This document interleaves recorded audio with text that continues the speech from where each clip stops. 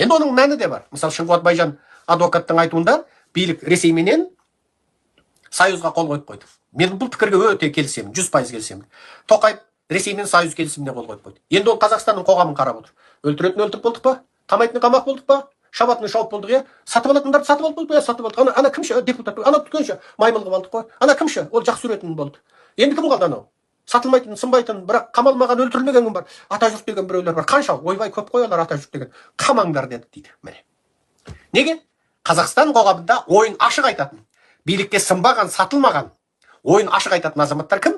Енді Атажұрттықтар. Енді Атажұрттық айтты, қама деді. Неге? Олар Қытайыңа ғана емес, олар Ресейіңе де қарсы.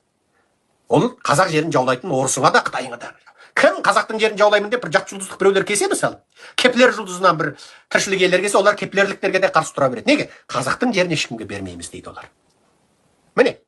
Енді соларды кеплерліктерге қарсы тұрдың деп қамаймын енді соны. Мына Тоқайында ес жоқ.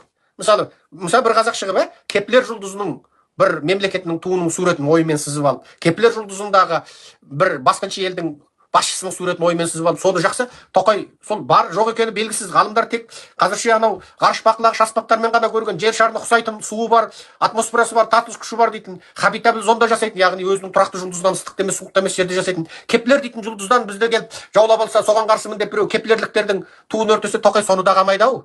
Сен ана кеплерліктерге қарсы тұрып қойдың, Кеплер жер шары достығын білдіріп қойдың, Кеплер жер шары қатынасын бұзып қойдың, 174-ші бап. Біз кеплерліктерді жақсы көреміз деп Тоқай оны да қамайтын сияқты, мысалы. Бұл нағыз малғұндық. Тіл жетпейтін деңгейде малғұндық. Тіл жетпейтін деңгейде малғұндық. Ол сөздің шыны біз екі аяғымызбен жер басып тұрады екенбіз, кеудемізде жан бар екен, біз азаматтарымызды қаматып қарап тұрмаймыз. Біз күресеміз. Біз Қазақстан билігінің зұлымдығын біз дүниеге ашамыз. Ол Тоқайың арқа сүйегіне Ши Цзиньпин мен Путин болса, Ши Цзиньпин мен Путиннің де шипасы бітіп тұр ғой. Біз соңына жеткіземіз. Сөздің шыны керек.